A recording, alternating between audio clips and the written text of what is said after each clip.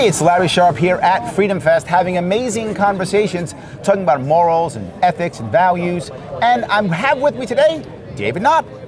Please tell people what you are, who you are. Hi, Larry. I'm the president of the Reason Foundation, which is a libertarian think tank here in the U.S. Awesome. I want to talk about the idea of libertarianism, I guess, since that's kind of your world. The idea that, don't tread on anyone, don't tread on others. But we do have a worry, which is most of us are either more liberal or more conservative, more progressive. So we want the world to be that way, right? If I'm more conservative, I want it to be more conservative. If I'm liberal, I want it to be more liberal. And when I think that I'm not trying to hurt anybody, I think I'm doing the right thing. So at what point do I stop using persuasion to get you to be more like me? And at what point do I decide, you know what, it's okay now to use coercion. It's okay to use violence or threat or theft or fraud to get what I want, right? At what point do we do that? And I bring up this chart, people talk about this often, which is the idea of being either one of the two.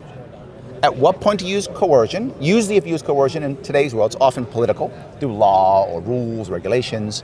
Right. Or when do I just use persuasion and just show someone the human respect of, you're not me, so I have to use my community, my example, right? My works to convince you to be more like me. How do you feel about that?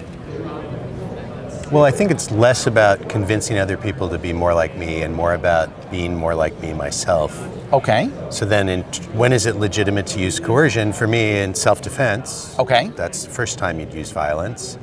And then in a community sense, you want the community to respect your property. So, okay. So you might look to the state for self-defense of what you own. Got it. Okay.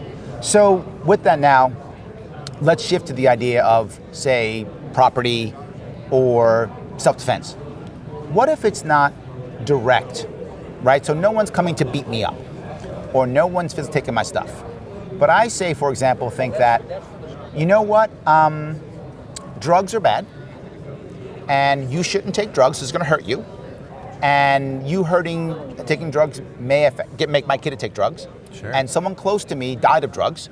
Sure. So therefore, it's okay now to pass a law to limit or stop or punish you in some way from taking or selling drugs because it's good for me and my family and for you too. Is that okay? Because now my intent is to make things better. And I'm not actively coming after you, I'm not actively doing it, and if you don't do the bad thing, nothing happens to you.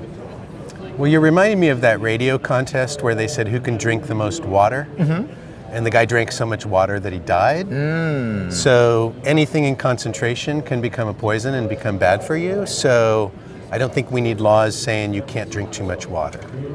So even for your own good. So if it starts there with water, you can big gulps. Right. I don't think you should keep people from drinking big gulps. Might give you diabetes. It might make you die earlier.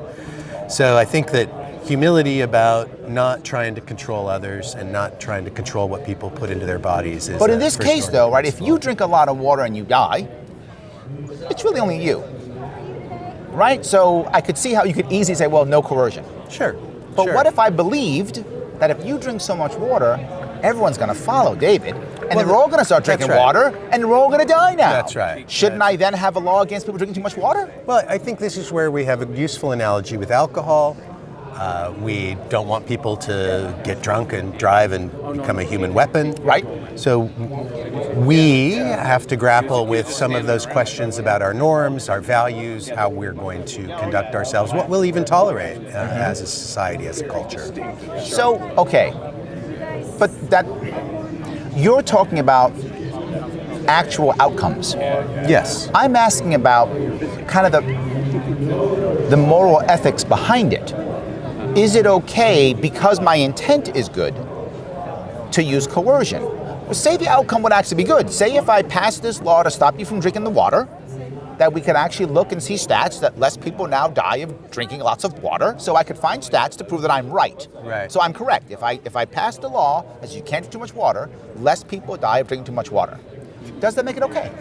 Well, I think that's how the political process often works, is it says, what's our aspired outcome, intended outcome, but also there are cases where it's the actual outcome. So let's, for the sake of argument, say you're getting the better outcome. Right, I am. I think the politicians generally, when they're making this calculation, are not looking or calculating the infringement on freedom. I mean, I don't think they're looking at the balance sheet, if you will, on infringing on freedom versus allowing freedom. They overweight the what did we do, what did we control, how do we show that we're active. Yes, but they often don't care what the outcome is either way. They pass the law on water, and whether it works or not, they don't matter. It's now a law, so you're bad for drinking too much water.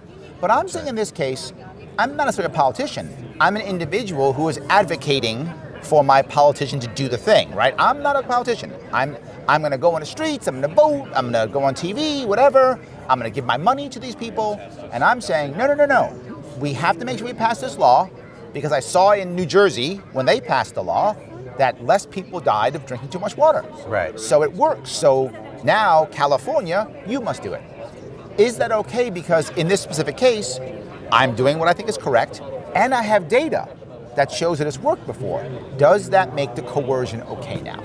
Well, my preference would be to see a world where you first off model the behavior you think is the right behavior. So example. Lead by example. Right.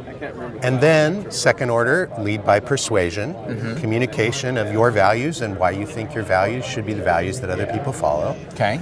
And I think we should stop at coercion, because I think that with coercion, you undermine the very thing that you aspire to. So you would say no, even if my intent is good, and I have some data that shows that my anti-water drinking ban is good. My aspiration is voluntary exchange, voluntary action wherever possible. Got it. Okay. So then I feel like what you're saying is you would agree with this statement that every time we use coercion, every time we use, again, either force, threat, fraud, theft, the other person, no matter what, is going to somehow lose happiness, somehow lose prosperity, harmony in some way, shape, or form. Right. Is that every time? Is that universal, or is that only, which is why I bugged you on the idea of if I have data. Right. Does that change that law or that principle? Or is the principle still true even if my intent is good or I have data? I think the principle of voluntary exchange is win-win. Coercive exchange is win-lose, is a universal principle. Universal. It is a universal principle every time. Universal 100%. principle. As a principle. Yes, of course, yes. Right. 100%. People then get into debates about which is which and about why and all of those things, 100%. but at the level of principle, yes. Okay, so what if now that was the case of someone's personal? What about something that's a bit more, I guess, controversial now? Immigration. So should I, because now some business owner is hiring undocumented workers or illegal migrants, whatever title you want to use, people who are not following the rules of the federal and state governments, they are now being hired. In this case, shouldn't I punish those businesses?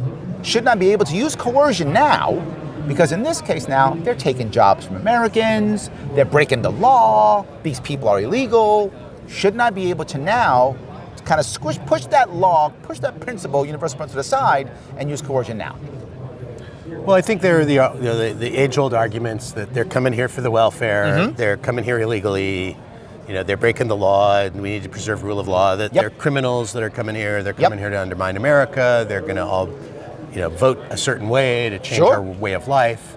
I mean, I've heard all of those arguments, but I am much more persuaded by the research of Brian Kaplan, who talks about the net benefit to the world that would come from the ability to move freely, the ability to follow your interests, follow your passions, and contribute to in the world to the best of your individual ability. It would unleash an incredible upwelling of human ingenuity, innovation, and wealth. But you're talking again now about actual outcomes. I'm saying the idea that they've broken the law, right? We're a country, and countries have borders, and countries have laws, and they're illegal. So whether it works or not, in the first case, I talked about it actually working. In this case, I don't care if it works or not. You may be totally right in everything you're saying. I'm saying, is there a moral answer? Rule of law matters more than anything. We have to have a country. Whether you're right or not, doesn't matter. We should use force and coercion. How do you feel about that argument? Well, I think the dichotomy between moral and practical is a false dichotomy. Okay. I think that morality comes from the Moors, And the mores come from the practices. Okay. And the practices come from what humans have learned and developed as societies, as communities, as cultures over time. So I don't think they're separable. You don't think so? I don't. So even in that case, it's still universal. I don't think human respect I still. don't think moral and practical over time is ultimately separable. Okay. So in either case, no matter what, I feel like you're almost an absolutist in the idea that the universal principle of human respect must be used no matter what. That's how it's coming across. So the aspiration is to a minimization of coercion. Mm-hmm. However, we have to look at history and recognize that man's inhumanity to man is pervasive and exists throughout all of time. So the problem is a minimization of coercion, not an elimination of coercion. Got it. And the question is, what institutions have emerged over time to constrain, to create more peace, to create more voluntary exchange, because that is what, in practice, has unleashed human potential. So if I read you correctly, what you're saying is the universal principle of human respect is what we should all be striving. We should be striving. It's an aspiration. Right. That's what we should all go towards. But in reality, we want to make sure we're looking at that first every time. We fall short. We will fall short. But that's kind of our goal we're looking for every single time. So let me ask you, you're communicating this, obviously, all the time, right? Your magazine, your videos, your media. Should we be using the phrase human respect more?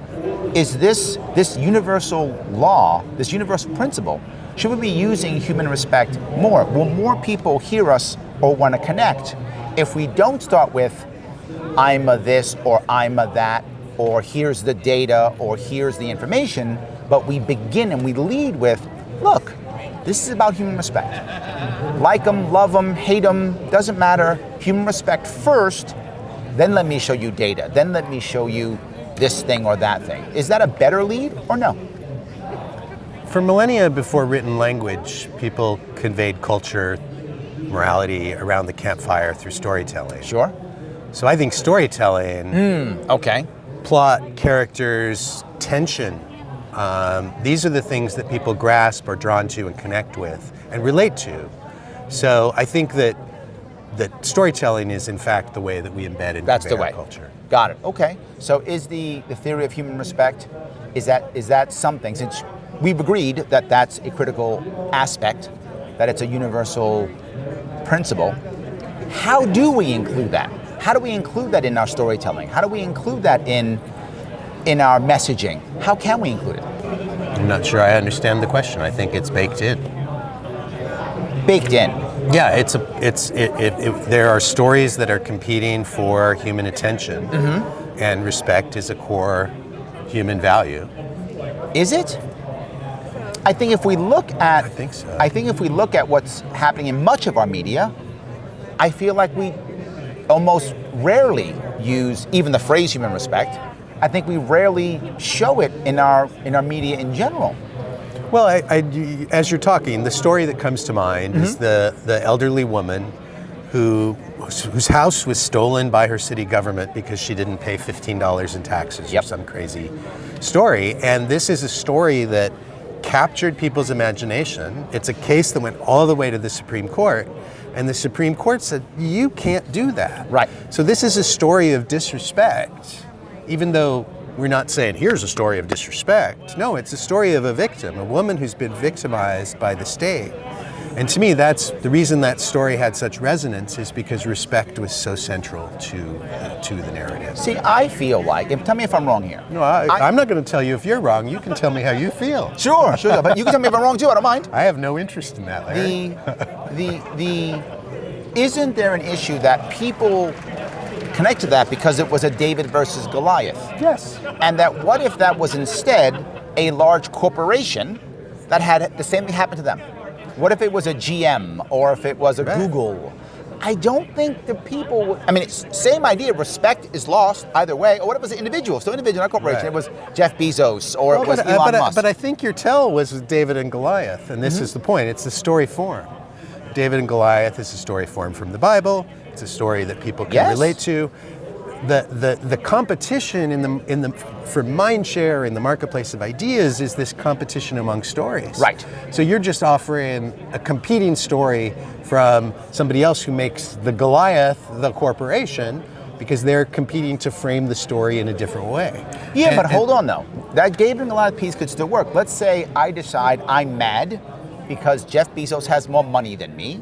Sure. So but I go into that's his a story house. of envy. Yes. We can find the story in the Bible of envy. But let me keep going. I go into that, and I go into his house and I steal stuff. I take his car or his house or whatever. I do something bad. I somehow take his stuff. Sure. Someone could say that's David and Goliath too. People do say that?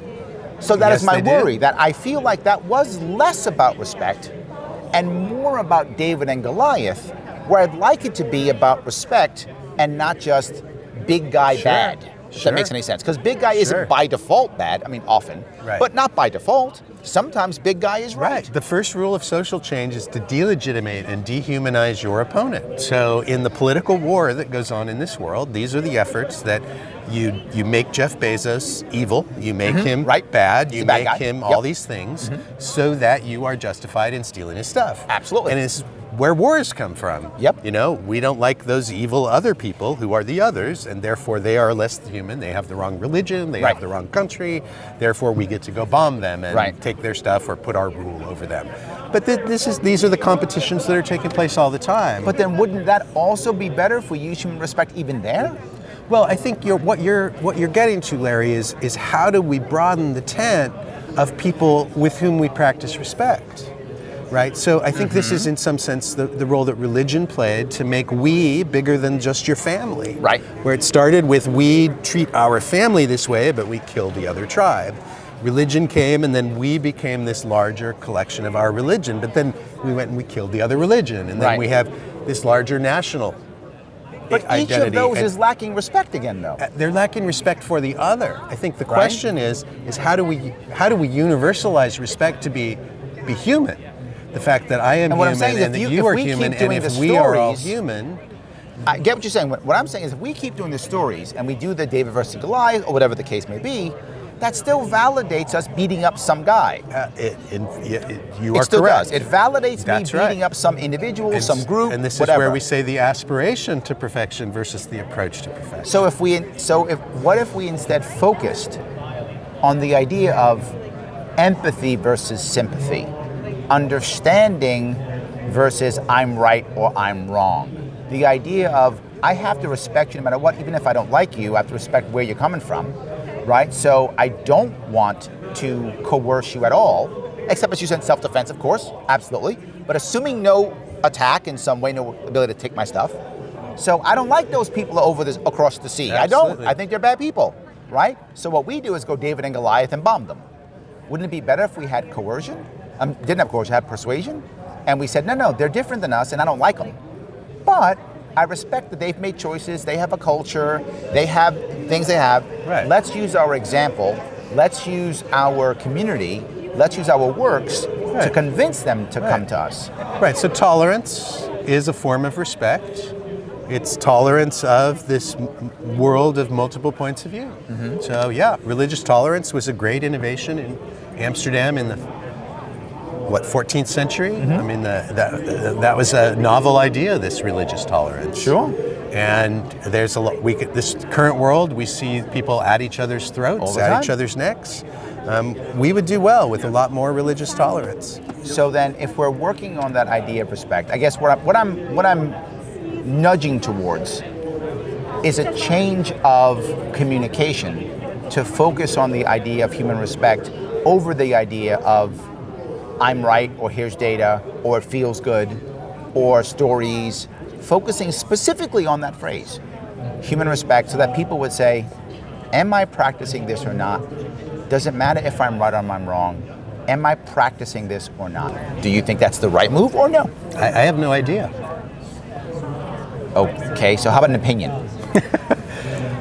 My opinion, I'm not asking for data. I'm not saying you have to have the data. My opinion is that culture is conveyed through storytelling, and that our role is to be more effective storytellers, which makes us more effective persuaders and keeps us outside of the world of coercion. So persuasion, you want to stay outside the world of coercion. So I guess I could wrap this up by saying, if I get it right, you feel like, number one, we should be avoiding coercion to the best of our ability. Model our values, yes. Use our works, our example, and our community to convince others to be the way we want them to be, whatever that is, better for themselves, what the case may be. And storytelling is the right way of doing that, as long as the underpinning of the storytelling is human respect. Did I get that right? There will be competition for story forms in this world. And to me, I'm a Hayekian, so it's a discovery process. Okay. We just as we aspire to move towards less coercion, we aspire to move towards greater truth. And to me, the lowercase t truth is about what is most consonant with human nature. And as I hear you talking about respect, your assertion is that respect is the most consonant value with human nature. Natural law, natural and something principle. that we should be moving towards. Yep. I have no argument with that. I think that to me, though, I don't prejudge that respect is the unitary value that we should be moving towards. I do think that I don't know, ultimately, what will be most expressive, reflective, beneficial to human nature. My contention is that it is the minimization of coercion. Excellent. Thank you. I appreciate it. Thank you for giving me all this time. I appreciate Thanks, it. Larry. Thank you.